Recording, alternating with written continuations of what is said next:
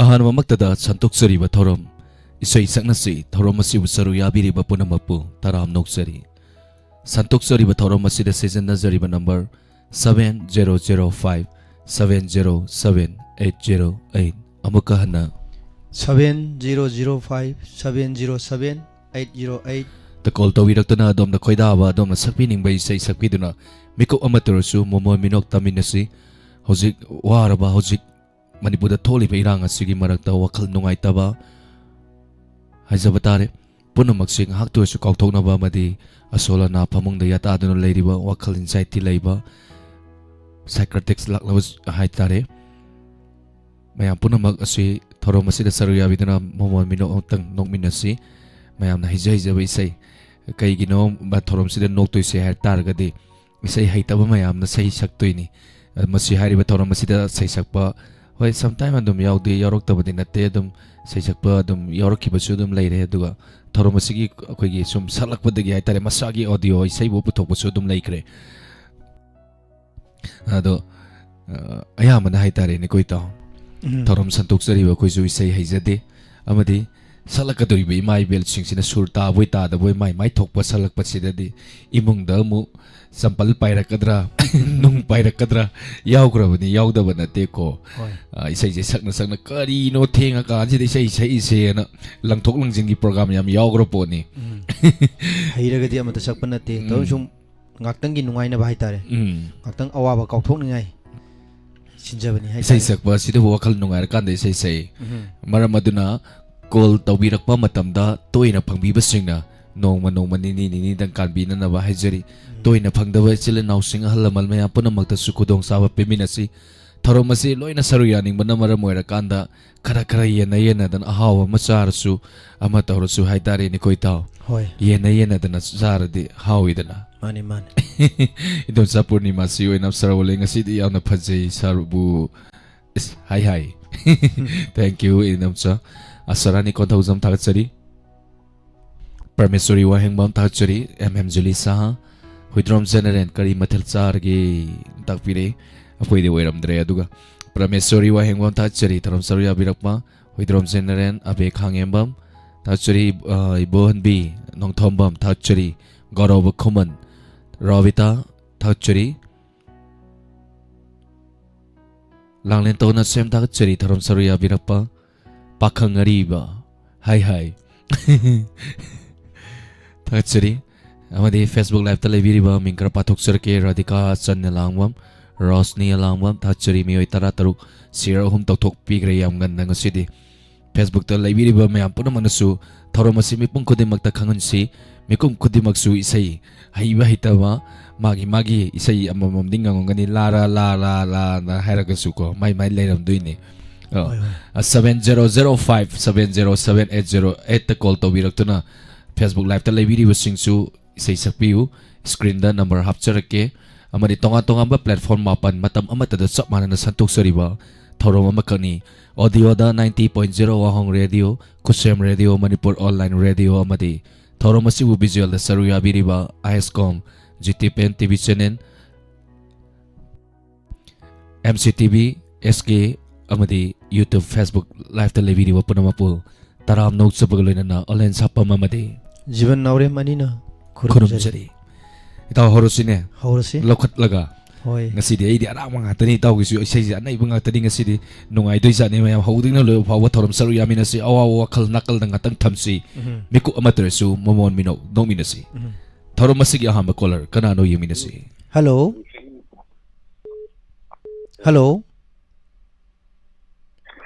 Hello तराम नोक्सरी मिंग लेफम हाइबियो थावाने ngom bendagi demsa मेदाम सी चाक चाबिरबो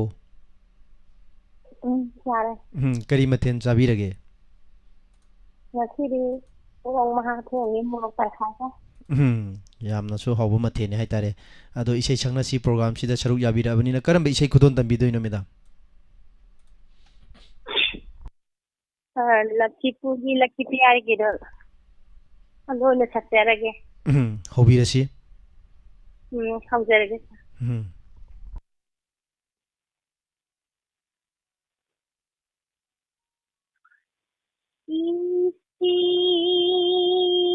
khunba ahi nai tu thoi azau angdu ngai jeri nung lagi ni tay ni le thơ mới ngasi anh si tha janoni anh kum hay tay ni le thơ mới ngasi anh si tha janoni anh kum hay tay ni le thơ mới ngasi anh si malang danau jadi hada siklawo Rigi kallu ita oina nangi tanati numado tha siai tharo sulairi do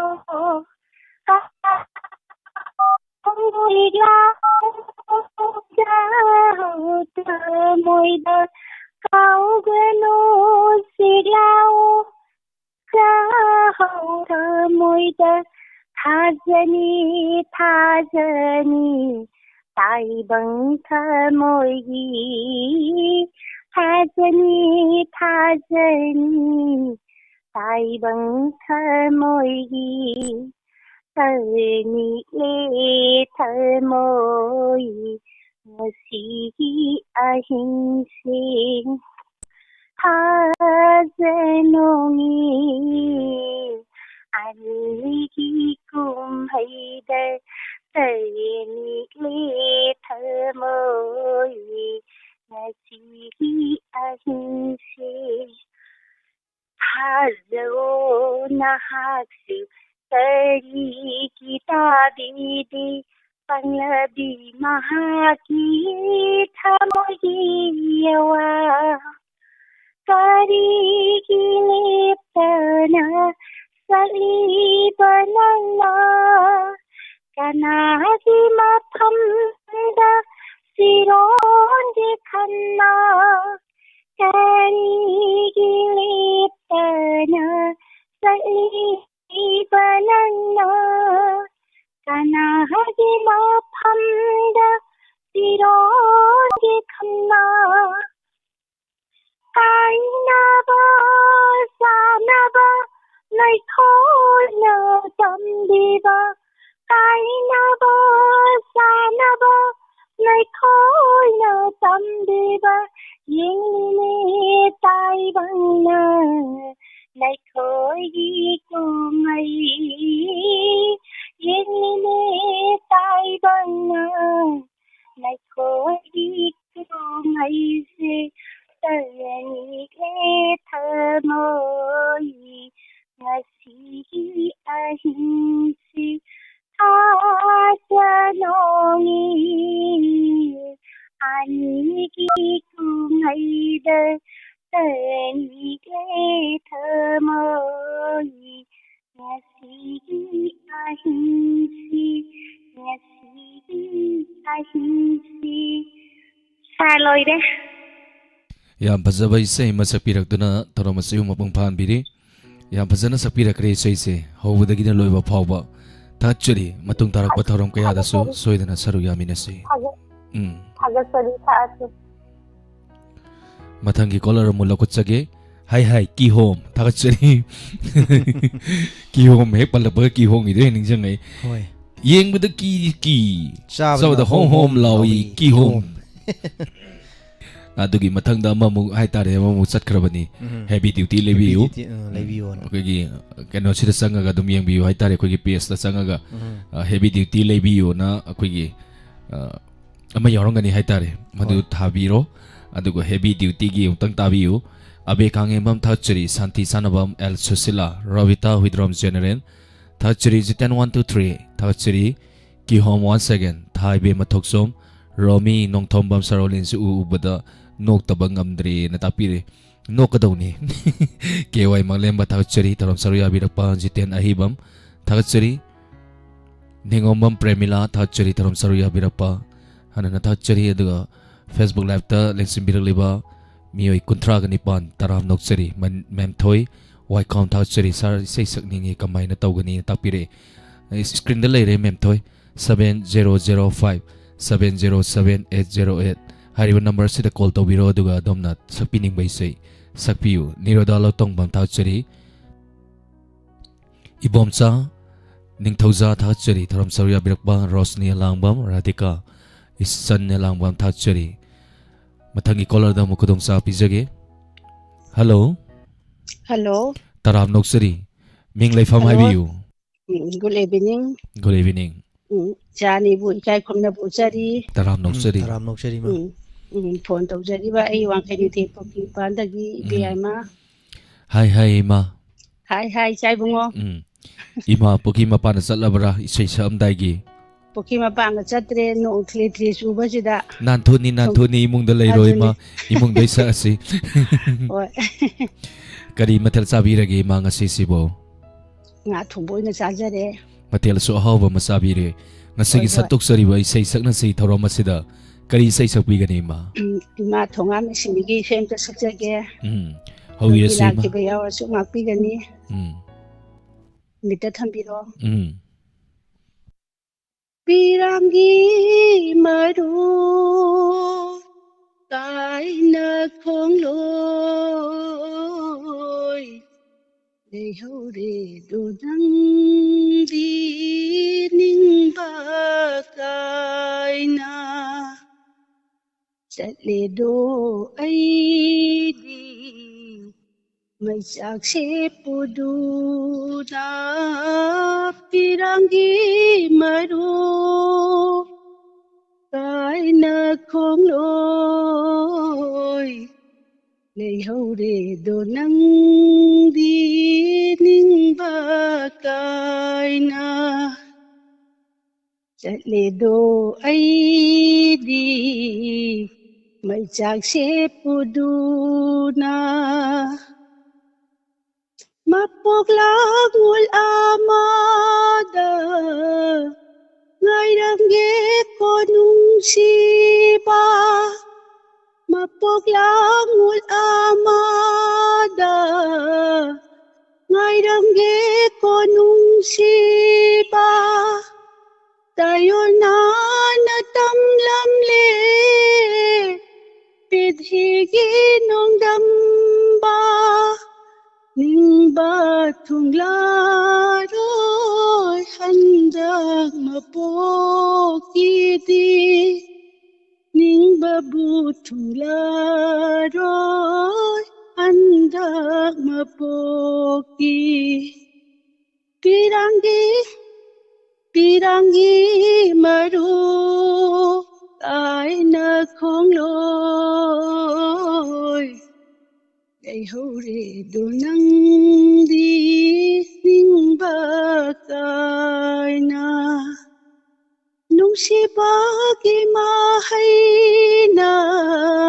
haijin phada basida tayo na natamlamle bidhigi nongdamba Kadamba mapokta aina thamoy kaikiduna Ningba thunglaroy handak mapokidi Asisay mo kaurene ꯌꯥꯝ ꯐꯖꯈ꯭ꯔꯦ ꯏꯃꯥꯒꯤ ꯏꯁꯩꯁꯦ ꯌꯥꯝ ꯅꯨꯡꯁꯤ ꯍꯥꯏꯇꯥꯔꯦ ꯌꯥꯝ ꯐꯖꯈ꯭ꯔꯦ ꯇꯥꯕꯗ ꯌꯥꯝ ꯅꯨꯡꯁꯤꯕ ꯏꯁꯩꯅꯤ Pirangi Fajaram Badini Jaibung Isha. Pirangi Maru Haisini. Ngapirani tapi basingna Shani Budino ngapirani Kanjare. Akoi ngaksa basu haijade wara basu haijade Hajabatare. Tatsari wara Bahitra. Side title Japanese Isha Fajaram Badine Dubo. Isha Yamli to Kanin Shange. Wara basu nasade, Sao basu laijade. Hi. Isha Paitar. Mama Tagasari, Toromasido Tatsari ma.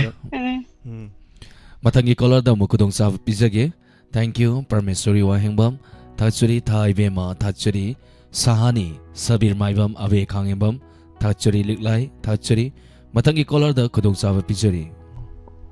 Hello. Hello. Aham Taram no Oxeri Ming from Habiu. Imang si Sak Sabirabo. Karimatin Gasarage.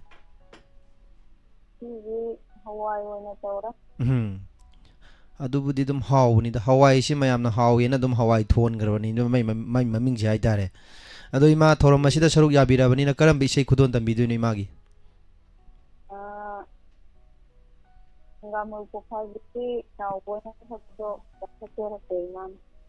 Mahobi the city. Yam but the doma, they say.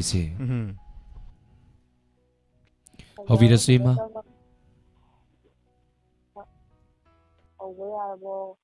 Hovida Sima.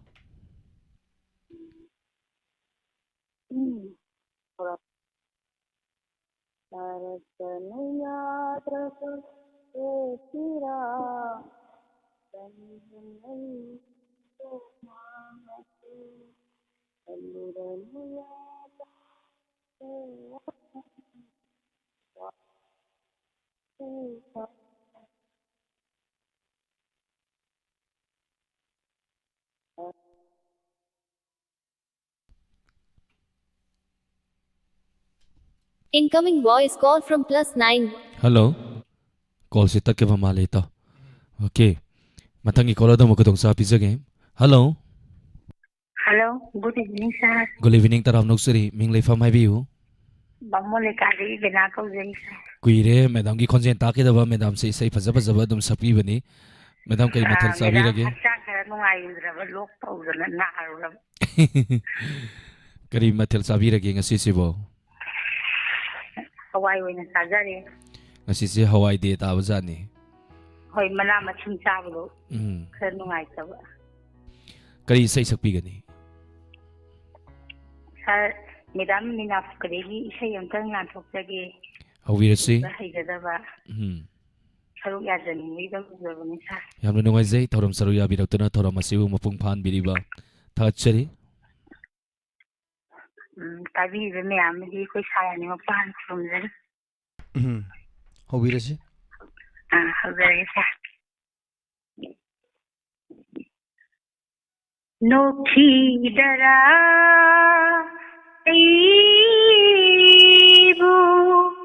Mahosagum Noki Dara Aibu Mahosagum Awabasilutu Nathamoina Wadabasaduna Mimanda Lekidera mamal guminoki Lekidera acha punsi Nokidera aibu mahausagum Ikai jaili thopa kanada Ninambira punsi diwali Ikai jaili thopa kanada Ninambira punsi diwali se Kung thang dilana Thang luba कनिकरम्न हन्दुना तम्लुनी ऐना कनादा नोखीदरा ऐबो महौसागुम कंग्लबो पागी उदाना केलक्ली लंबीगी इदाइदा कंग्लबो पागी उदाना केलक्ली लंबीगी इदाइदा मल्लब पुंसीगी वारीना मल्लब पुंसीगी वारीना खेलक्ली मैं जाती अहोइना खमोइदम चेतानबा नोखीदरा ऐबु महौसागुम अवाबसे लोतुन थमोइदा वादबसादुना मीमांदा लेखिदरा ममलुनी Noki लेखिदरा आच पुंसीगी नोखीदरा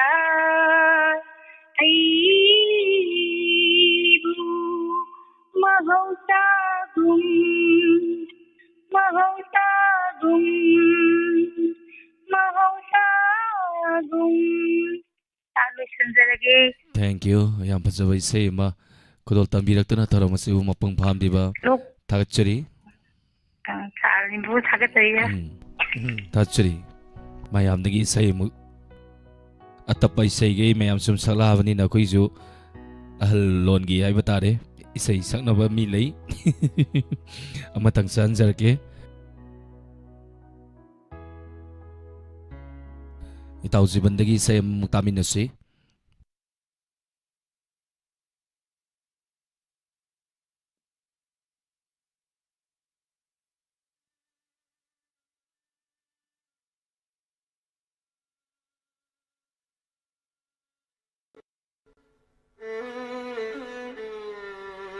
ꯁꯦꯁꯤ ꯋꯥꯍꯣꯡ radio ꯇꯥꯕꯤꯔꯤꯕ ꯏꯃꯥ ꯏꯕꯦꯟ ꯃꯌꯥꯝꯗ ꯈꯨꯗꯝ ꯇꯝꯖꯒꯦ ꯑꯩꯒꯤ ꯄꯨꯟꯁꯤ ꯅꯪꯒ ꯀꯔꯤ ꯊꯣꯛꯅꯩ ꯑꯩꯒ ꯍꯨꯟꯗꯣꯛꯀꯦ ꯉꯝꯗꯦ ꯄꯨꯕ ꯋꯥꯔꯦ ꯆꯠꯂꯨꯅꯦ ꯄꯨꯛꯅꯤꯡ ꯋꯥꯈꯜꯒꯤ ꯇꯝꯌꯥꯗ ꯅꯤꯡꯁꯤꯡꯃꯃꯤ ꯇꯥꯗꯕ ꯂꯝꯗ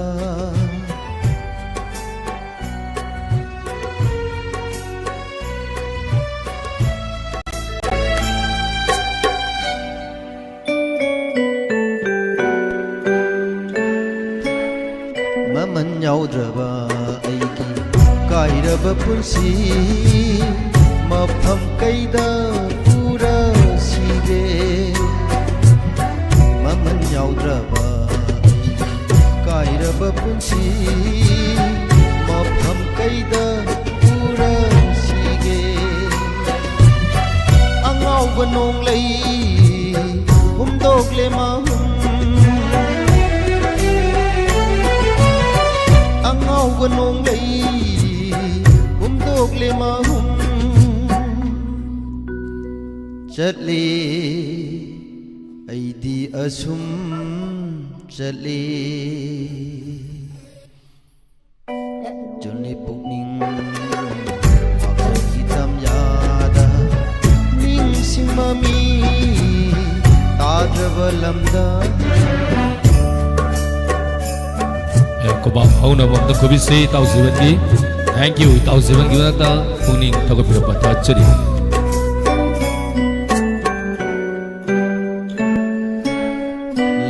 ꯆꯟꯈ꯭ꯔꯕ ꯑꯁꯥ ꯀꯤꯂꯣꯅꯦ ꯅꯪꯁꯨ ꯑꯩꯒꯤ ꯁꯪꯁꯥꯔ ꯃꯝꯁꯤꯜꯂꯛꯂꯦ ꯂꯩꯃꯟ ꯆꯟꯈ꯭ꯔꯕ ꯑꯁꯥ ꯀꯤꯂꯣꯅꯦ ꯅꯪꯁꯨ ꯑꯩꯒꯤ ꯁꯪꯁꯥꯔ ꯃꯝꯁꯤꯜꯂꯛꯂꯦ ꯃꯪꯂꯥꯟꯗ ꯇꯥꯎꯔꯦ ꯑꯩꯍꯥꯛꯀꯤ ꯊꯋꯥꯏ ꯃꯪꯂꯥꯟꯗ ꯇꯥꯎꯔꯦ ꯑꯩꯍꯥꯛꯀꯤ ꯊꯋꯥꯏ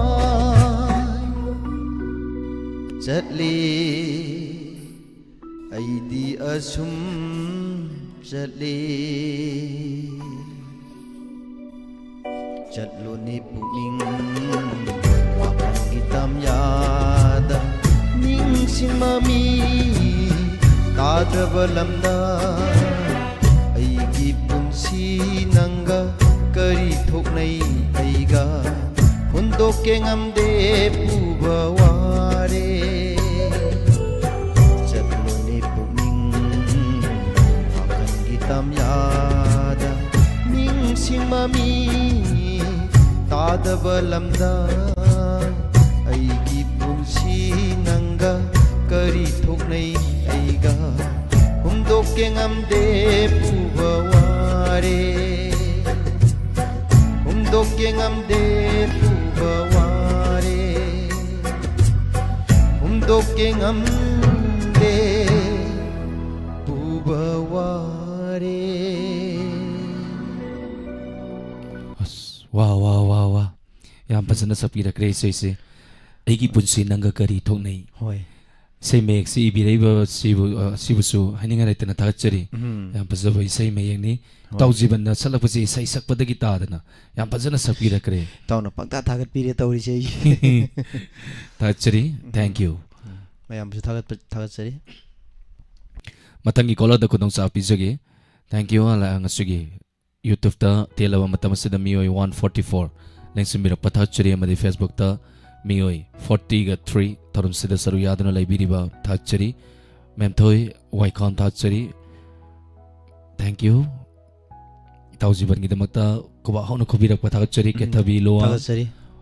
ꯃꯣꯅꯣ ꯈꯨꯃꯟ ꯊꯥꯒꯠꯆꯔꯤ MD ꯏꯁꯜ ꯈꯥꯟ ꯊꯥꯒꯠꯆꯔꯤ ꯊꯦꯡꯛ ꯌꯨ ꯃꯊꯪꯒꯤ ꯀꯣꯂꯔꯗ ꯑꯃꯨꯛ ꯈꯨꯗꯣꯡꯆꯥꯕ ꯄꯤꯖꯒꯦ hello Hello, Sarani. Good evening. Good evening ꯇꯔꯥꯃꯣꯛꯆꯔꯤ ꯃꯤꯡ ꯂꯩꯐꯝ ꯍꯥꯏꯕꯤꯌꯨ Kesamdong Langmam Lakade Langmaro Vitani. ꯇꯥꯖꯔꯤ ꯉꯁꯤ ꯊꯧꯔꯝ ꯑꯁꯤꯗ ꯁꯔꯨꯛ ꯌꯥꯕꯤꯔꯕꯅꯤꯅ ꯀꯔꯝꯕ ꯏꯁꯩ ꯈꯨꯗꯣꯜ ꯇꯝꯕꯤꯗꯣꯏꯅꯣ Sa Keti Mem, this is a Rigi Matamise and Amkasase. ꯍꯧꯕꯤꯔꯁꯤ Sa Mutatambi.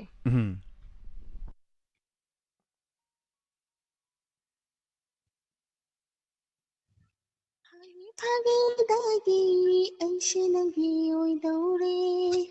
Phagi dagi, Nangsuagi, oi daure. Phagi dagi, aise nangi, oi daure. Phagi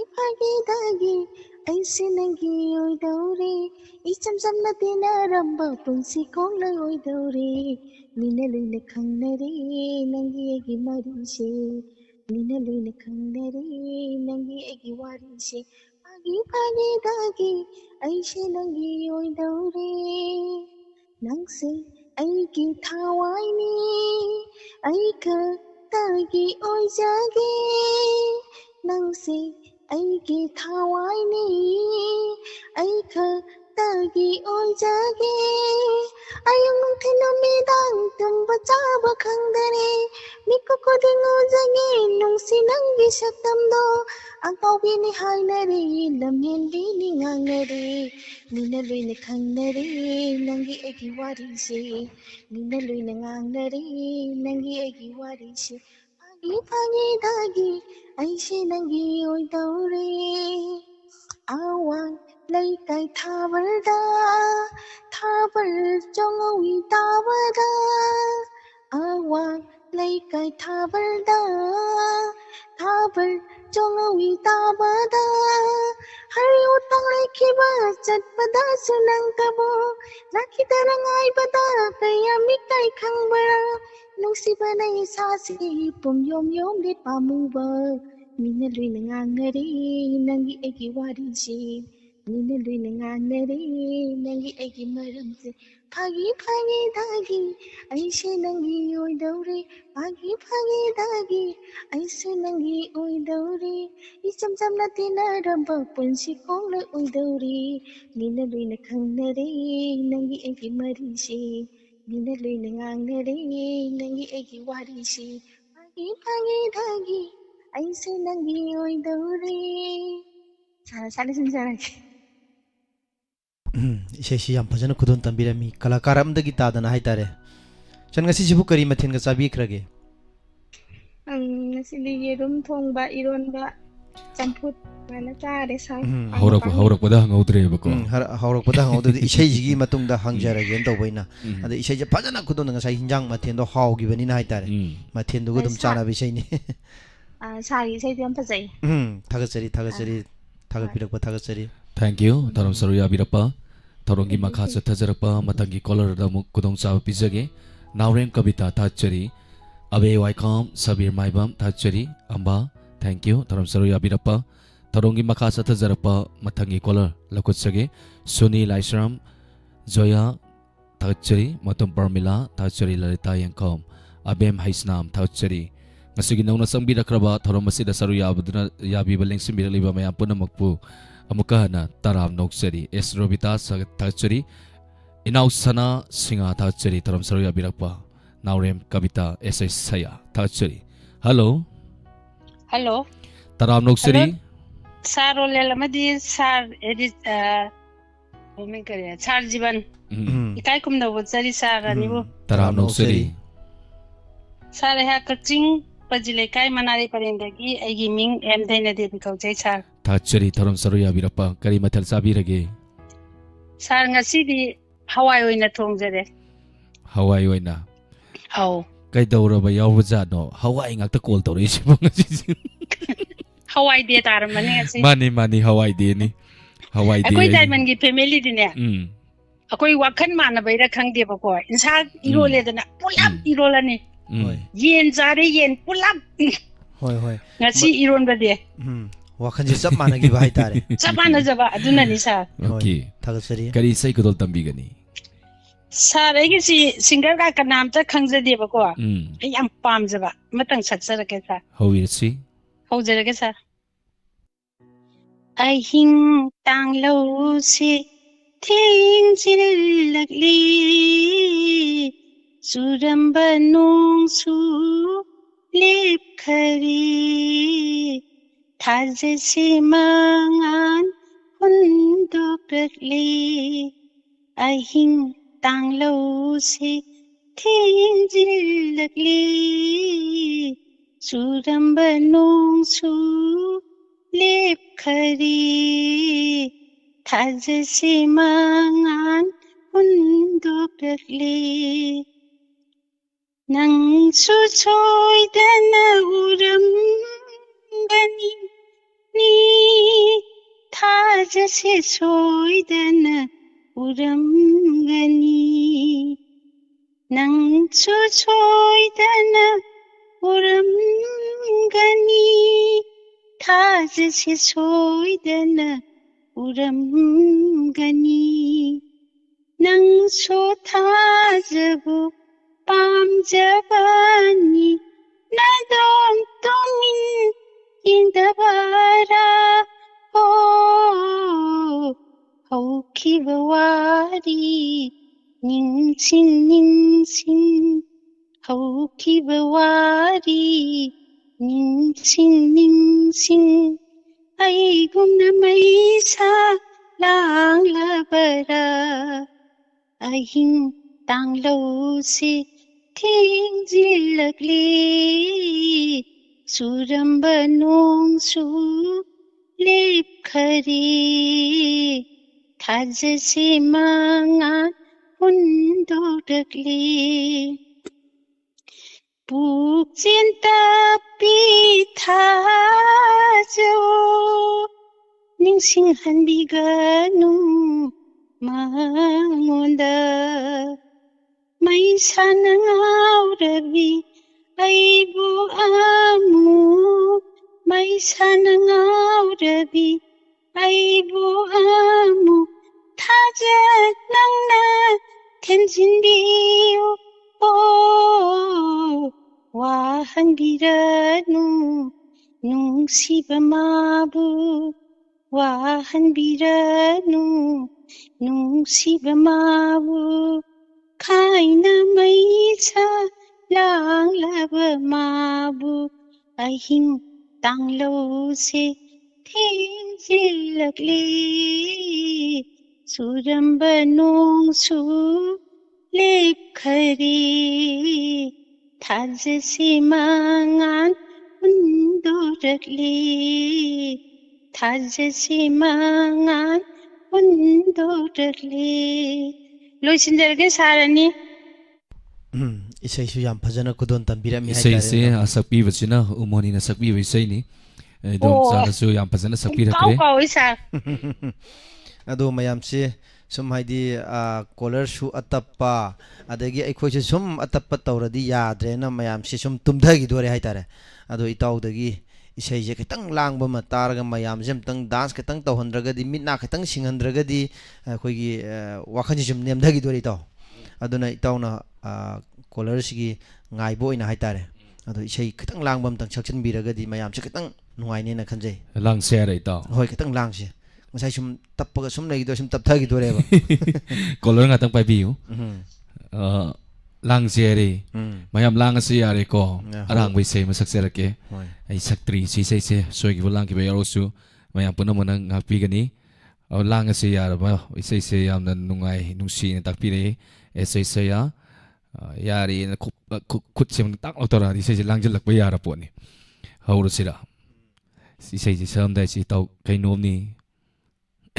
ꯃꯤꯍꯨꯟ ꯆꯣꯡꯉꯩꯔꯣ ꯃꯤꯍꯨꯟ ꯁ꯭ꯋꯥꯏ ꯍꯣꯏ ꯆꯣꯡꯗꯅ ꯇꯞꯅ ꯇꯞꯅ ꯐꯥꯗꯕꯤꯌꯨ ꯑꯗꯨꯒ ꯇꯞꯅ ꯒ꯭ꯌꯥꯟ ꯇꯥꯅ ꯁꯛꯁꯤ ꯏꯇꯥꯎ ꯂꯥꯡꯗꯧꯅꯤꯅ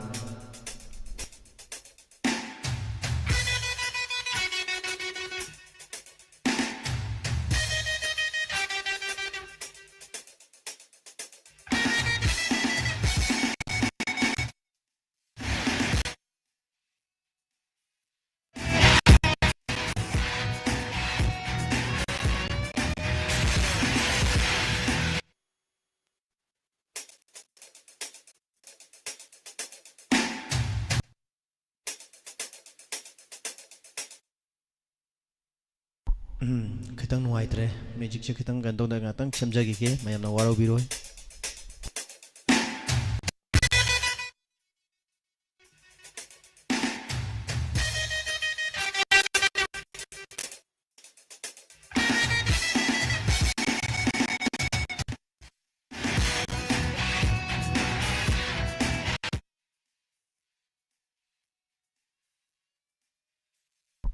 hello hello hello hello hello tadabo ꯇꯥꯔꯦ ꯇꯥꯔꯦ ꯏꯃꯥ ꯇꯥꯔꯦ ꯃꯃꯤꯡ ꯑꯃꯇꯪ ꯂꯩꯐꯝ ꯍꯥꯏꯕꯤꯌꯨ tujingle jibola tane ꯇꯔꯥꯝꯅ ꯑꯣꯛꯆꯔꯤ ꯏꯆꯦ ꯉꯁꯤ ꯖꯤꯕꯨꯁꯦ ꯀꯔꯤ ꯃꯊꯦꯜ ꯆꯥꯕꯤꯔꯒꯦ koina siri yen thonge ꯑꯁ ꯌꯥꯝꯅ ꯍꯥꯎꯕ ꯃꯊꯦꯜꯅꯤ ꯍꯥꯏꯇꯥꯔꯦ ꯌꯥꯝꯅ ꯍꯥꯎꯕ ꯃꯊꯦꯜꯅꯤ ꯏꯁꯩꯁꯦ ꯁꯛꯀꯦ ꯈꯟꯖꯔꯝꯕꯅꯤ ꯏꯁꯩꯁꯦ ꯁꯛꯑꯝꯗꯥꯏꯗ ꯃ꯭ꯌꯨꯖꯤꯛꯁꯦ ꯈꯤꯇꯪ ꯍꯥꯏꯇꯥꯔꯦ ꯁꯣꯏꯗꯅ ꯁꯛꯂꯛꯀꯅꯤ ꯃꯌꯥꯝ nane di kari nang charage ꯉꯁꯤꯁꯦ ꯑꯩꯈꯣꯏꯁꯦ ꯑꯆꯝꯕ ꯆꯥꯔꯦ ꯍꯥꯏꯇꯥꯔꯦ ꯑꯗꯣ ꯊꯧꯔꯝ ꯑꯁꯤꯗ ꯁꯔꯨꯛ ꯌꯥꯕꯤꯔꯕꯅꯤ ꯁꯤꯁꯦ ꯀꯔꯝꯕ ꯏꯁꯩ ꯈꯨꯗꯣꯟ ꯇꯝꯕꯤꯗꯣꯏꯅꯣ sidi si gulab isai mat kanu isenta sakirake ꯍꯧꯕꯤꯔꯁꯤ haurage ko nangsi phajabe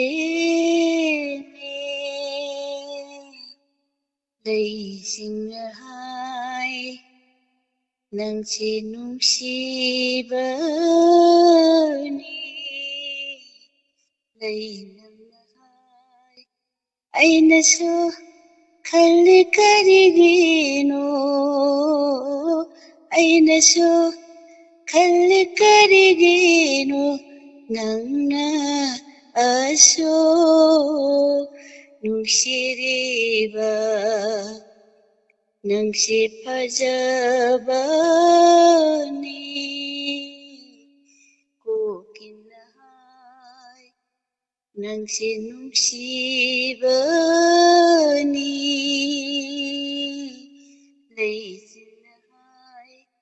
ꯑꯩꯅꯁꯨ ꯈꯜꯂꯤ ꯀꯔꯤꯒꯤꯅꯣ ꯑꯩꯅꯁꯨ ꯈꯜꯂꯤ ꯀꯔꯤꯒꯤꯅꯣ ꯅꯪꯅ ꯑꯁꯨꯛ ꯅꯨꯡꯁꯤꯔꯤꯕ ꯂꯩꯆꯤꯟꯅ ꯅꯦꯝꯅ ꯄꯥꯏꯔꯒ ꯅꯪꯒꯤ ꯍꯛꯆꯥꯡꯗ ꯊꯦꯡꯂꯔꯦ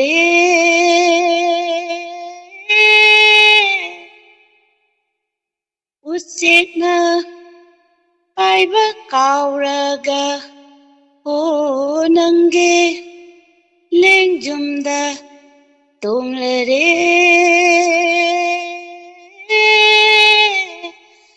막걸로이나 ngau라말레 막걸로이나 ngau라말레 낭시 뭉시버니 레이싱나하이 낭시 파자비니 고긴나하이 아이나쇼 칼리카리기노 아이나쇼 칼리카리기노 낭나 아쇼 නුක්සිරිබ නංග අසෝ නුක්සිරිබ next delusionер게 thank you थागतसरी इसे फजना हाइतारे सुमेक चुमना दुम सकपिरे इताव थागतसरी थरम सरुया बिरप्पा थरमसु मफंग फान बिरम थागतसरी thank college chance बिजरगे ना थमे तावदे सि मरक तलिंगे सिदा कोन गाय बोइना तावगी सैदु खुदोन तंबी होरसी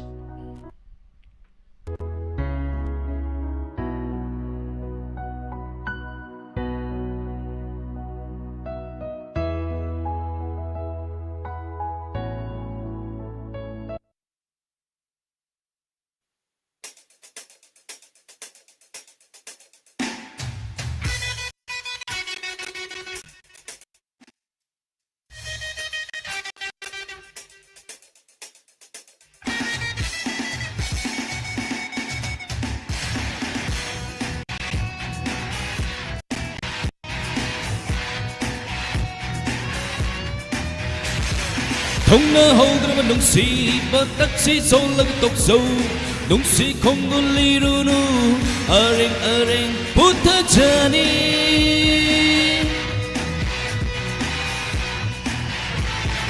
미기오이 크라마 삭담디 타모이다 라뚜나 탐르누 망람나 모모 녹라가 다이벙드디 타모이 카이즈니 웅돌 헤이런 러보이 헤이런 기홈 헤이런 잡으르 부하웨 와니 농시 헤이런 헤게 칼루누 이문 카이즈니 마타 찾으니 와우 농시 헤이런 헤게 칼루누 이문 카이즈니 마타 찾으니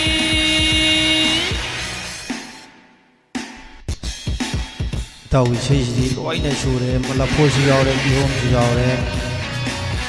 याम फजे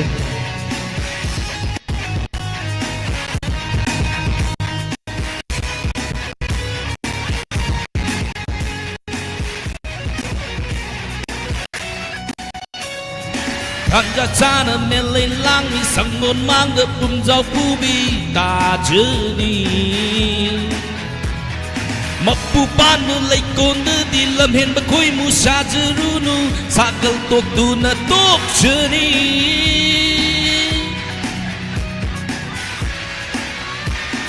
Tanja jana mele lang ni sangol mang de punjau pubi ta jani Mapupan lay kon di lam hen ba khoi mu sa jrunu sakal tek du na tok chani ungol hayran, lapoy hayran, kihom hayran, ꯆꯥꯕꯗꯕꯨ ꯍꯥꯎꯕꯩ ꯋꯥꯅꯤ ꯅꯨꯡꯁꯤ ꯍꯩꯔꯥꯎ ꯍꯦꯛꯀꯦ ꯈꯜꯂꯨꯅꯨ 이문 까이즈니 마타 찾으니 농시 헤이롱 해게 칼루누 이문 까이즈니 마타 찾으니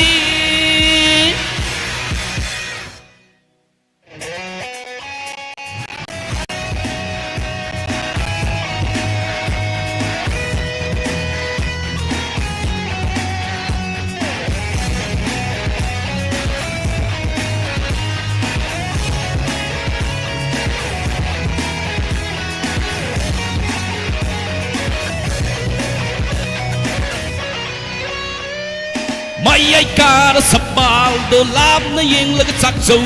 ít câu lang là bung ninh ở đồ pha nó bún nó hoa răng châu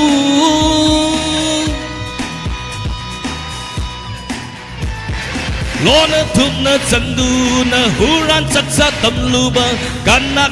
khăng lu nu lấy cái sa ra sơn journey bung đồ hay ra lập phôi hay ra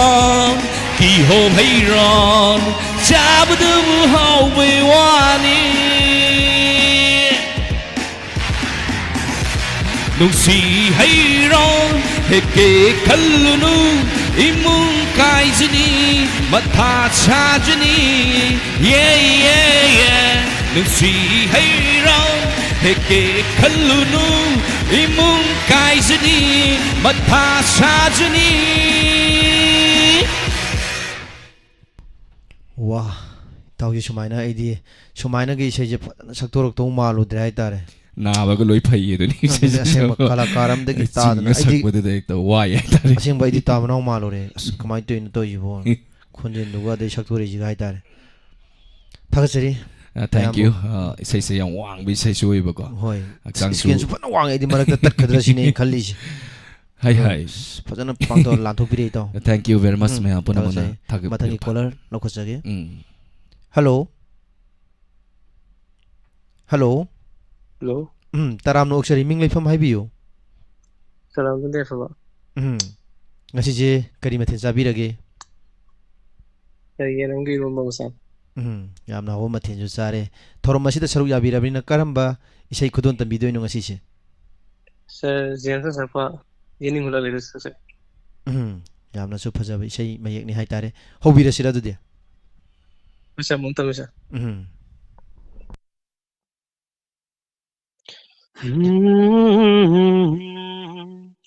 Oh, yening hulakle aigi thamoise nangi nungsi satang urubada yening hulakle aigi thamoise nangi nungsi satang urubada tabthaba ngamlaktare aigi pukningse fathaba ngamlaktare aigi wakhalse nangi saktamna yakai hallare nangi saktamna yakai hallare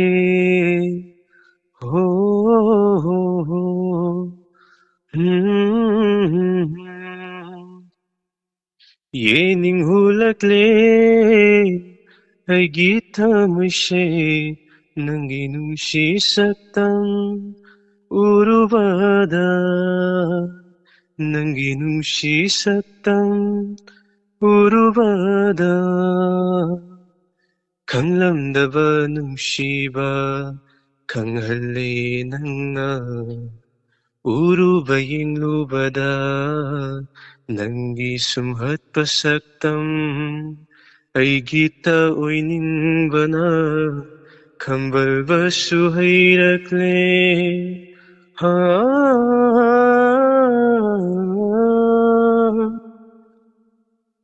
khanglamdaba nungsiba khanghalle nangna uruba yinglubada nangi sumhatpa saktam aigi tawingbana kambalbasu hayrakle mikup amatasu kauba ngamdare mikup amatasu kauba ngamdare nangu nangu yening hulakle aigi thamoise nangi nungsi saktam urubada nangi nungsi saktam urubada inglaba malang sa humlakpada nungsirig na chothalle aigi hakchangse nangiyathang amabu phangnaba inglaba malang sa humlakpada nungsirig na chothalle aigi hakchangse nangiyathang amabu phangnaba thamoy kisi thoktuna pirage nafamda nafamda yening hulakle aigi thamoise nangi nungsi saktam urubada nangi nungsi saktam urubada. Sir.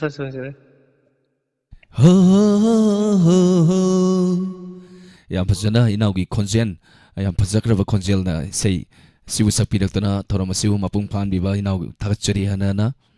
Sir. ngatang mu roll kaujage mayam si roll kaudabagi warau nare roll amutang kaujarake caller ngatang pai bisi kana kana call tori haibidi loi uzai tawdu busy di khara laini mayam warau biroi kaigino hakanda matam amatada platform ma panda santuk sariba thoram amakhakni platform singdagi amamamdagi miyoi manga natragana miyoi ani na call torok poi targasu line de dum busy mayam daw yeng nabiu ekta metru phol ani tare ekta try toksan biu roll hapitan kaujarake Amarjit Luwang Thakachuri Supriya Wangzam Mayang Lambam Rohini Thakachuri Rosni Moirangthem Ranjita Ngangom Amba Mama Ibem Hal Thakachuri Tharom Sarui Abirakpa Asigi Tharom Masida Nauna Sambira Krava Kudimapu Amukana Taram Noksari Abem Haisnam Gaidalo Palmai Huidrom Generen Tabaskar Maivam Thakachuri Nilakanta Ke Thakachuri Ibohanbi Nong Thombam Thakachuri Tharom Sarui Abirakpa Yamba Shakespeare Thakachuri Matam Paramila KY Manglemba Thakachuri Slim, thank you. Tharam Sarui Abirakpa, Waikom Thabi Namsa, Thakachuri, Mioi Chaniga, Subna, Anis, Housing YouTube Talibiri, and Facebook Talibiri with Sela Nausingi, Mingani, Patok Serke, Risi Maitei. Host Anina, Pajaredo, Kanglai Park, Sakpiu, na Takpire, Isai Novani Haitari, Risi Maitei, na Kanbire se Padri, Tamzage, Honazage, Mayana Kalak Pise, Lansian Bisanu Sarang Tem Thakachuri, Sabir Maibam, Ketabi Luang. Thakachuri sei ingna yamna pamjaba isai ne takpirei sapam sangita Thakachuri Rosni Alangbam Segaira Thamoi gi mache china mate madum saklake marakta thank you Risi Maitei Thakachuri Thoksom Sangita 1 second Binau Songtham Thakachuri Nava Parabo Nava Yadeko na takpirei Pajarage Mayamgi Bordagi Hoji Mamangi isai du Nava ka kalai siang rom khangdeda Kiran Balak Kongkam Thakachuri Thank you. Me masin bamalida staff ano ni higa famina zariba maming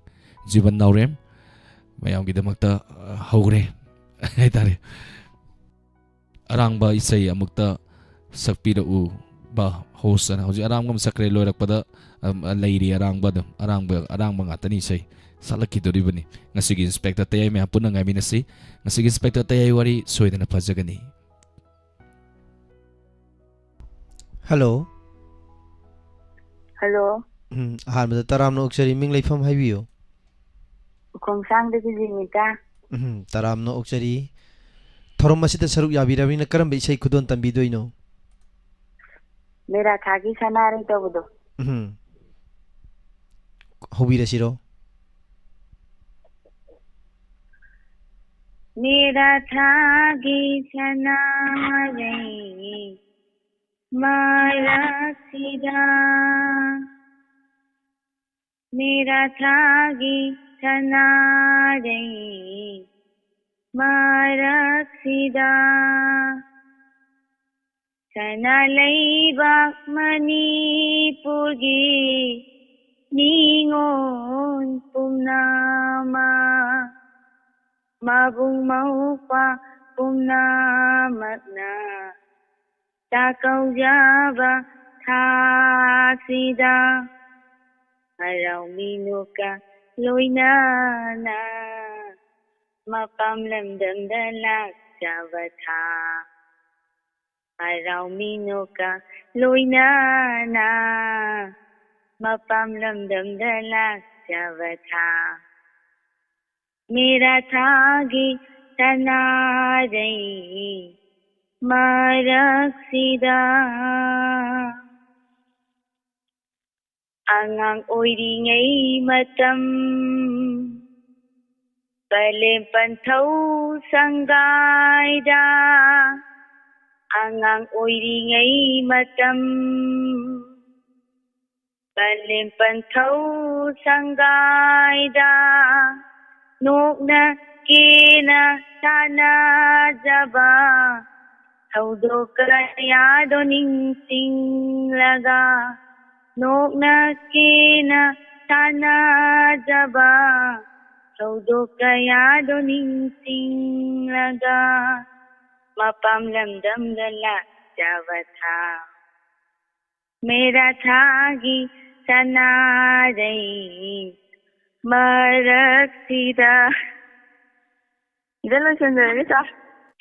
Thank you. Yam fazaba isayni mera thagi sanarei yausalem matam haitare mera thagi sanarei mera di yausalakadore taw Manipur da tholi birang asidi loide noma noma gi nungai taba pauti sum tari marak asida akhoisu wakal se waduna dum leiba yawa nate thoram asi tongan tongan ba platform sing loinana tongan tongan ma mafam sing da relief camp da amadi mera pai bi sang da su thoram se me miyeng tari makhoi gi wakal makhoi gi leiramba punama awaba punamak to miko amator su pothawa ngamman bra hona jobani masida mayamna call to bilaktuna thoram asi bu saru yabiba thachuri itaw caller amakak lokot se du itaw gi nungsira bai sai atapa mangtang me andam tamina si hello hello hello ahamda taram no oksari ming lefam haibiyu sar ai romita naurem kasing bazar dagi taram no oksari ngasi jibu kari mathen sabiragi ngasi je sa kanoga khamel simbiga nga apukwa thong yamna hawba mathen ne haitare ado thorom masida saruk yabirabani na karamba isai khodon tambidoino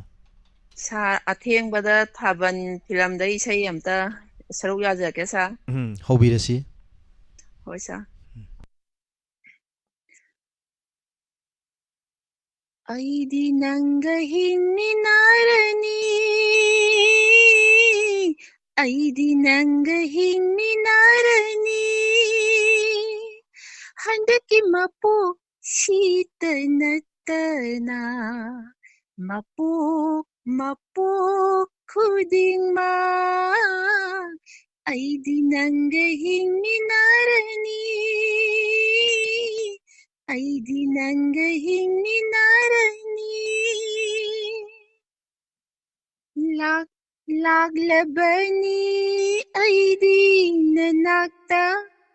nangi khongloi oina nanakta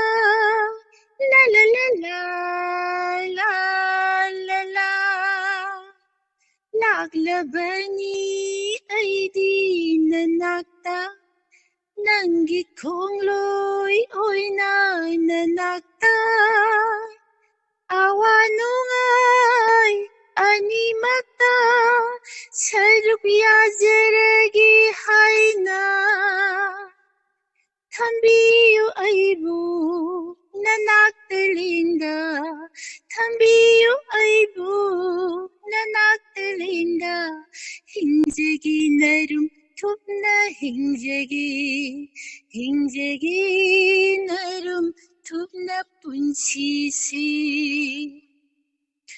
ꯑꯩꯗꯤ ꯅꯪꯒ ꯍꯤꯡꯃꯤꯟꯅꯔꯅꯤ ꯑꯩꯗꯤ ꯅꯪꯒ ꯍꯤꯡꯃꯤꯟꯅꯔꯅꯤ ꯑꯩꯕꯨ ꯂꯨꯅ ꯅꯨꯡꯁꯤꯅ ꯊꯝꯕꯤꯌꯨ ꯄꯥꯡꯒꯟ ꯁꯣꯟꯕꯤ ꯃꯄꯣꯛꯅꯤ ꯀꯥꯎꯕꯤꯅꯨ ꯂꯥ ꯂꯥ ꯂꯥ ꯂꯥ ꯂꯥ ꯂꯥ ꯂꯥ ꯑꯩꯕꯨ ꯂꯨꯅ ꯅꯨꯡꯁꯤꯅ ꯊꯝꯕꯤꯌꯨ ꯄꯥꯡꯒꯟ ꯁꯣꯟꯕꯤ ꯃꯄꯣꯛꯅꯤ ꯀꯥꯎꯕꯤꯅꯨ ꯅꯍꯥꯛ ꯌꯥꯎꯅ ꯏꯊꯟꯇ ꯍꯤꯡꯕ ꯉꯝꯂꯣꯏ ꯉꯝꯖꯔꯣꯏ ꯊꯝꯕꯤꯌꯨ ꯑꯩꯕꯨ ನನ್ನಾಗ್ತರಿಂದ ಥಂಬಿಯು ಐಬು ನನ್ನಾಗ್ತರಿಂದ ಹಿಂಜಗಿ ನರುಂ ಥುಪ್ನ ಹಿಂಜಗಿ ನರುಂ ಥುಪ್ನ ಪುನ್ಸಿಸಿ ಐದಿ ನಂಗ ಹಿಂಮಿನಾರನಿ ಐದಿ ನಂಗ ಹಿಂಮಿನಾರನಿ ಹಂದಕ್ಕೆ ಮಪ್ಪು ಸೀತನತ್ತನ ಮಪ್ಪು ಖುದಿಂಗ್ಮಾ ಐದಿ ನಂಗ ಹಿಂಮಿನಾರನಿ ಐದಿ ನಂಗ ಹಿಂಮಿನಾರನಿ ಥ್ಯಾಂಕ್ ಯು ಸರ್ ಹಿಂಬಿಯು ನೆ ಪುನ್ನ ಹಿಂಬಿಯು Thank you. Tagachari sa ipajaba mana laiting laga ngasigi santok sari ba thoram masigi magun happy ramba hanna na tagachari. Thank you sir. Itaw jibandagi say atapa mamu taminasi kangtap tapa kanglang lang bayam lady. Itaw jiban hai tare 90.0 wahong radio da tabiri ba halaman sing da kudol tamjawi say makhagni kudol tamjari.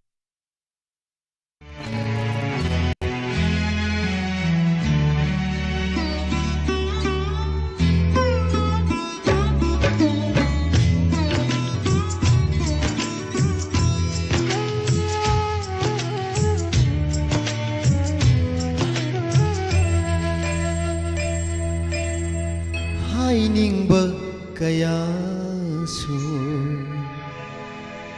haijaba nanda laihauba do Wow.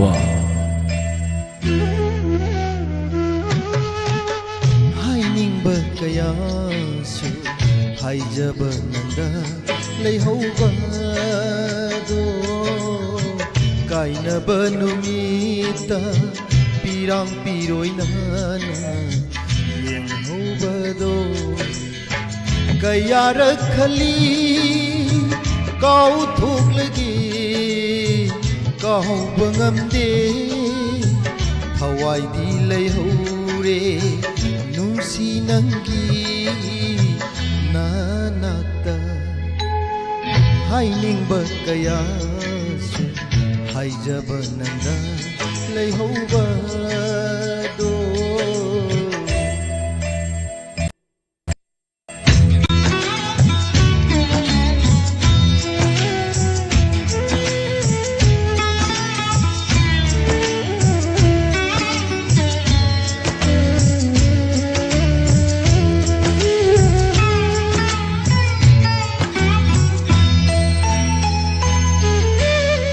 Maisak helakle thapla ga laina khallure nakna leiri ngai Hi Maisak hele lama Maisak helakle thapla ga laina khallure nakna leiri ngai warauram gani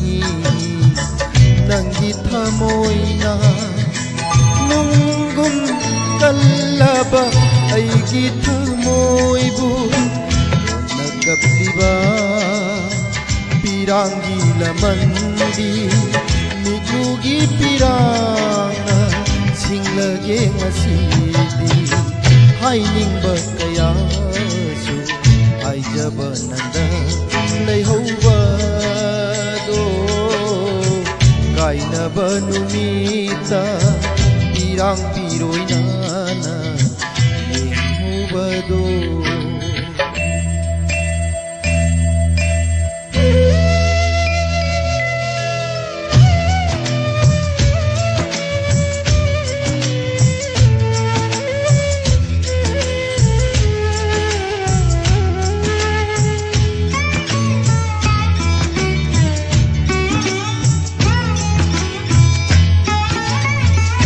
ꯄꯥꯎ ꯆꯦꯟꯖꯈꯤ ꯅꯣꯡꯗꯣꯜ ꯂꯩꯁꯤꯡꯗ ꯋꯥꯔꯤ ꯂꯤꯖꯈꯤ ꯂꯝꯒꯤ ꯆꯦꯛꯂꯥꯗ ꯏꯄꯥꯎ ꯆꯦꯟꯖꯈꯤ ꯅꯣꯡꯗꯣꯜ ꯂꯩꯁꯤꯡꯗ ꯋꯥꯔꯤ ꯂꯤꯖꯈꯤ ꯂꯝꯒꯤ ꯆꯦꯛꯂꯥꯗ ꯅꯥꯏꯇꯣꯝ ꯇꯥꯍꯧꯔꯦ ꯋꯥꯅ ꯂꯦꯜꯍꯧꯔꯦ ꯅꯪꯗꯤ ꯈꯪꯂꯤꯔꯣꯏ ꯑꯩꯒꯤ ꯋꯥꯕꯁꯦ ꯂꯝ ꯋꯥꯡꯃꯗ ꯄꯨꯟꯁꯤ ꯈꯣꯡꯆꯠꯇ ꯑꯁꯨꯝꯅ ꯋꯥꯕ ꯋꯥꯍꯩꯁꯥꯡꯁꯤ ꯍꯥꯏꯅꯤꯡꯕ ꯀꯌꯥꯁꯨ ꯍꯥꯏꯖꯕ ꯅꯪꯗ ꯂꯩꯍꯧꯕꯗꯣ ꯀꯥꯏꯅꯕ ꯅꯨꯃꯤꯠꯇ ꯏꯔꯥꯡ ꯄꯤꯔꯣꯏꯅꯥꯅ ꯌꯦꯡꯍꯧꯕꯗꯣ ꯀꯌꯥꯔꯛ ꯈꯜꯂꯤ ꯀꯥꯎꯊꯣꯛꯂꯒꯦ ꯀꯥꯎꯕ ꯉꯝꯗꯦ ꯊꯋꯥꯏꯗꯤ ꯂꯩꯍꯧꯔꯦ ꯅꯨꯡꯁꯤ ꯅꯪꯒꯤ ꯅꯥꯅꯥꯛꯇ ꯍꯥꯏꯅꯤꯡꯕ ꯀꯌꯥꯁꯨ ꯍꯥꯏꯖꯕ ꯅꯪꯗ ꯂꯩꯍꯧꯕꯗꯣ ꯂꯩꯍꯧꯕꯗꯣ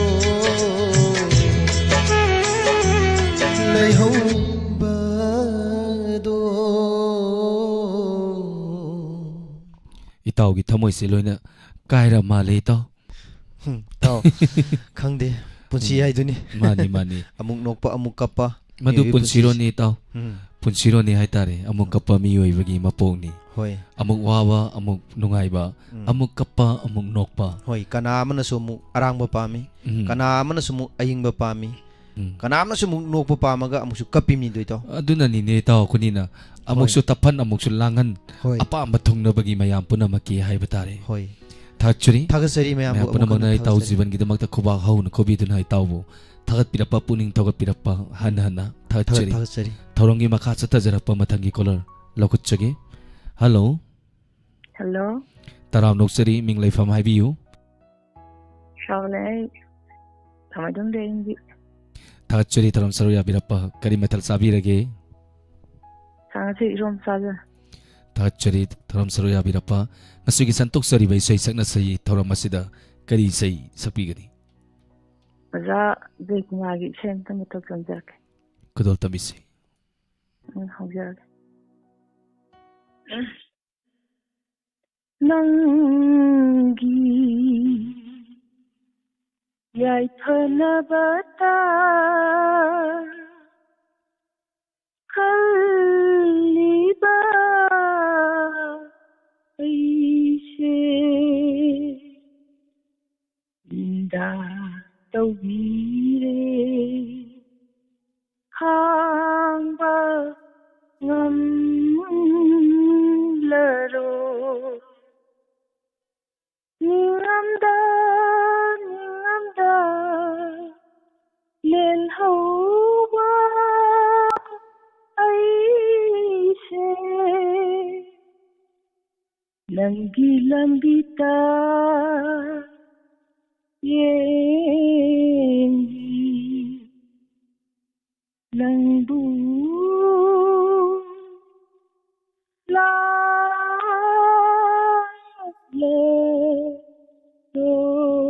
ꯂꯥꯛꯂꯔꯣꯏꯗꯔꯥ ꯅꯨꯡꯁꯤꯕ ꯅꯨꯡꯁꯤꯕꯍꯨꯅꯤ ꯑꯩꯅ ꯍꯥꯟꯅ ꯈꯪꯂꯝꯂꯕ ꯀꯔꯤꯒꯤ ꯑꯁꯨꯛ ꯈꯣꯏꯗꯥꯔꯨꯅꯤ ꯍꯥꯏꯐꯝ ꯈꯪꯗ ꯇꯝꯐꯝ ꯈꯪꯗ ꯀꯔꯤꯒꯤ ꯋꯥꯅ ꯂꯦꯜꯂꯨꯒꯅꯤ ꯅꯨꯡꯁꯤꯕꯍꯨꯅꯤ ꯑꯩꯅ ꯍꯥꯟꯅ ꯈꯪꯂꯝꯂꯕ ꯀꯔꯤꯒꯤ ꯑꯁꯨꯛ ꯈꯣꯏꯗꯥꯔꯨꯅꯤ ꯍꯥꯏꯐꯝ ꯈꯪꯗ ꯇꯝꯐꯝ ꯈꯪꯗ ꯀꯔꯤꯒꯤ ꯋꯥꯅ ꯂꯦꯜꯂꯨꯅꯤ ꯅꯨꯡꯁꯤꯕꯍꯨꯅꯤ ꯑꯩꯅ ꯍꯥꯟꯅ ꯈꯪꯂꯝꯂꯕ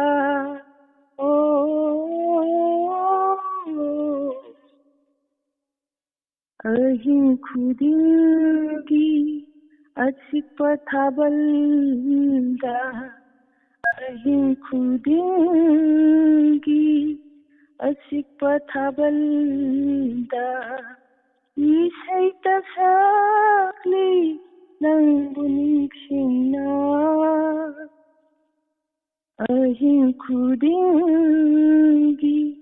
ꯑꯆꯤꯛꯄ ꯊꯥꯕꯜꯗ 이세이다 sakli nang buningsina kaina bagi mairina huiraba punsi kaina bagi mairina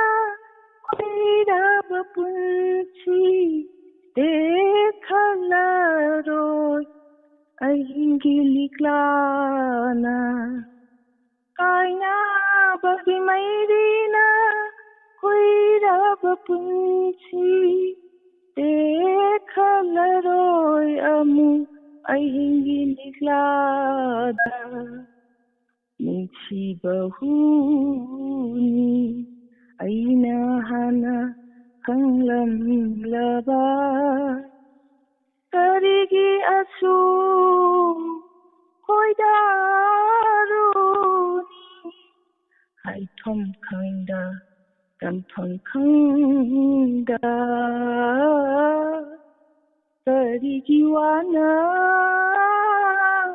melugani nungsibahuni aina hana khanglamlaba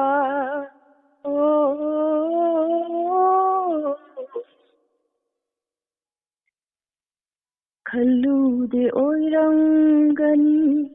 nungsiba minamba kallude oirangani nungsiba minamba aigi punsi se athayagare kallude oirangani nungsiba minamba aigi punsi se athathokare mahama khare masu laitare kapla batasille ahava punsi mahama khare masu laitare kapla batasille ahava punsi kapla batasille aigi punsi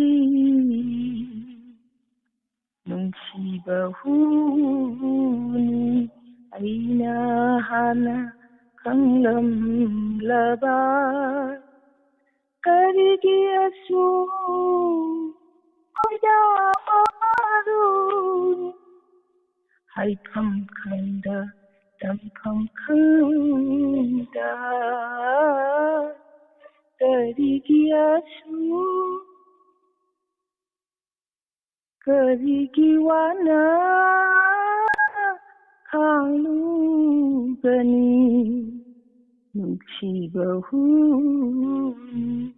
अइना Hana खंगलमलबा O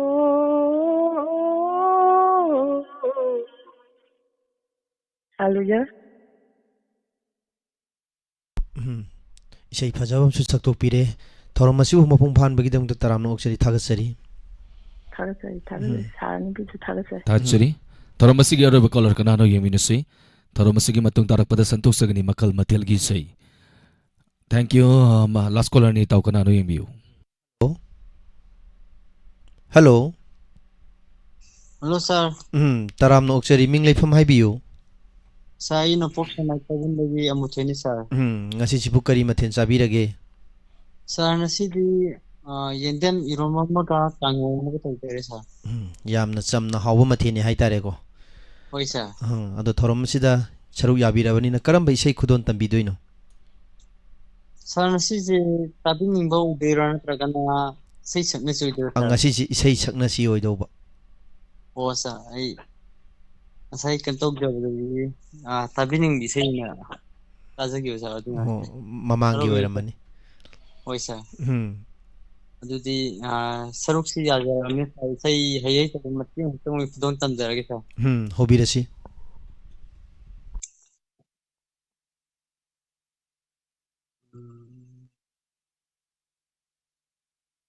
Poino laubu uraga Nimsilakle na huna Lamlan bido tam krabi Lamlan bido tam krabi Poino laubu uraga Sashi say si amtai dazaning mane sai sakna di oi badu sa yam fazana sapirakre mate ama sapirakpada haina thagasari thorom asibu call tobirakuna thorom asibu mapung phanbiba thagasari Thank you sir. isai se khalak pache isai se yami taujibal lokhani da hoi ado ara manga ta ohmana jar samdarake mate mate ai tare mate mate na mapum mama sa bai sei ma khudol tamjarake ma puna taminasi ngasi khalak pa isai nga ta ni adum salage taw ko taw su dum yawiro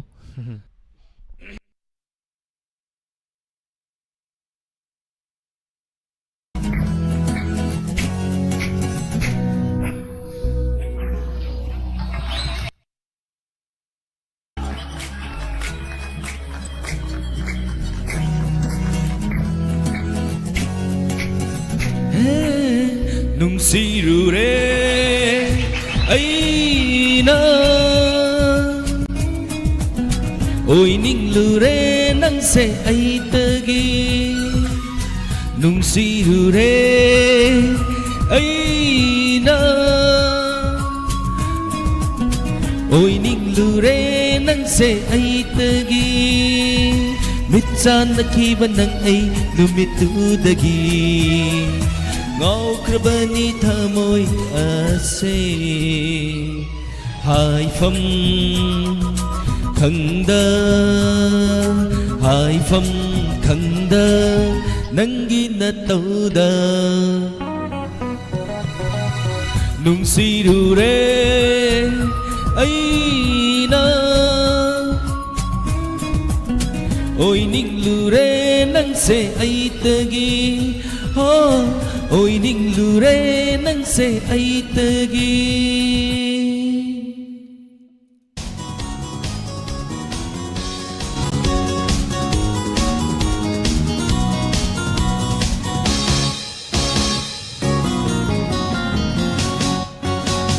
nangi mai thong urubada sajibu gulana ikai jabini samlang yeng lubada ingagi no hona ikai jabini nangi mai thong urubada sajibu gulamna ikai jabini Nangi samlang yingubada Ingagi nong hona Angkai jabini La la la la la la la la la la la la. La la la la la la la la la la la. La la la la la la la la la la la.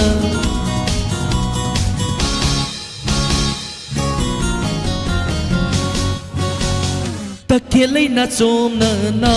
pada Zini zampana samjida Takilay na chomna na pada Zini champana samjida Lairangi fajaba singelgi ningthiba Lairangi fajaba singelgi ningthiba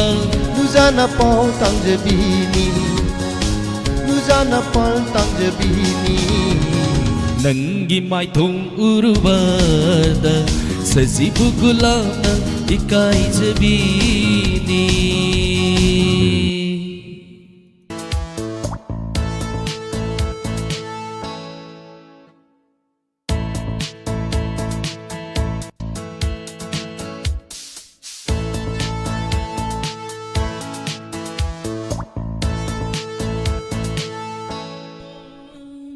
Huduna yingliba mituna Karigi amu ninghanari Lauzakro aigi thamoy se Thamoy huran binangna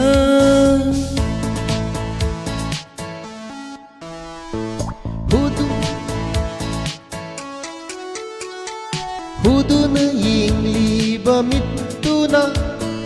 Karigi amuk nganari Lauzakro aigi thamoy se Thamoy huran binangna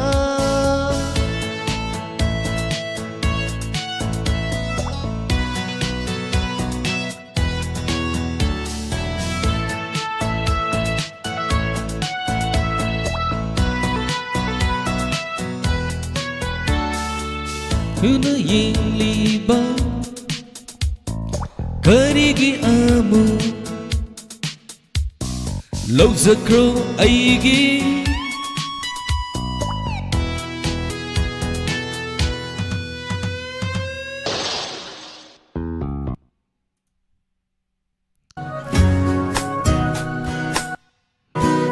Kalapag ilo isak ko daw masin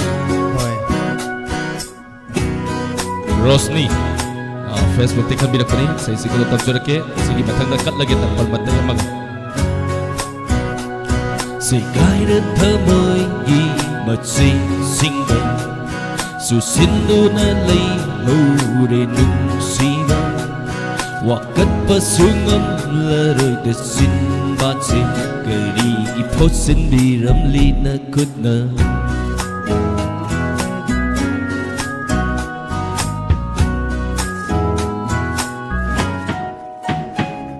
Sigayra thamoy gi matsi singba Susindu na lay hore nung siba Wakat pasungam laroy da sinbat si Kari iposin biram lina kutna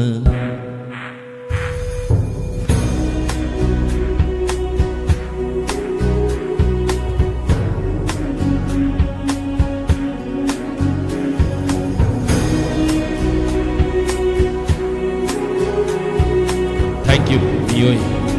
Yaming Sidiko 233. From Sawyap Dunalabini, Tachari, Facebook, Amadi, YouTube. Nabuk Tarila, Ho Ho Gatanava, Hing the Putin Bidam Lay, Aigi Tajava, Mabuk Tarila, Ho Ho Gatanava, Hing the Putin Bidam Lay, Aigi Tajava. Tanggoy ana sakina bamanung dalang sinbiram lenung siwa Mati-mati ni tao masidi ko ni isay-isay Hoy yamna su phajai hai tare mate Sarna Kui sarna ay tare Ekta waisay maga Kalap ni Yes Robitana Si matiyam daga saksarang gigil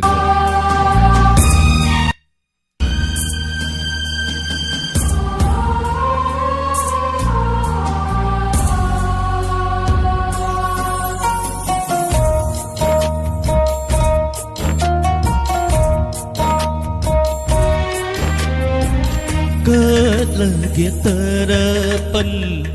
mitlu pirana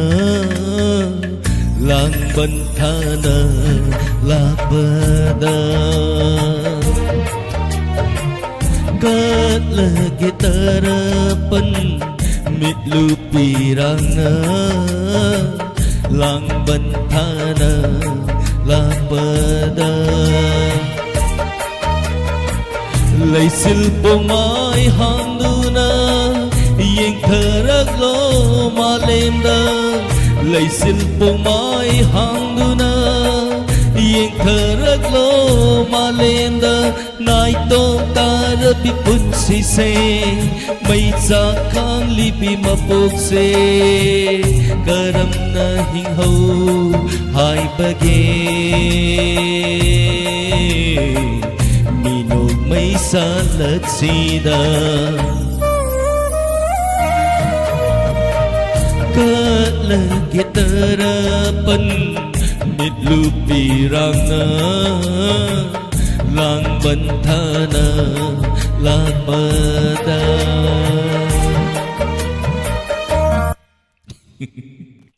Thank you. Kasi di say siya mangring ako to si. So idin say nagpatari mayam nako. 파자부sul loy 파자 yaita. Thank you. Sige, tunga ba platform da tarom saruya biduna tarom apung pahan biriba kudim mapuhanan na tarchuni. YouTube live ta mi sani ga kuntraga something ay tare kuntra hena ka lebiba amadi Facebook ta mi 24 tarom saruya ta lebiba hana tarchari tarom sige matung tarakpada santuk sagaduriba makal matelgi say taminasi makal matelgi say gi matungda Inspector Tayay ngarang iwari maka masumlangi ahum subatangka karigidamagta masumlangi kauribano ngarang police thijan ba hokre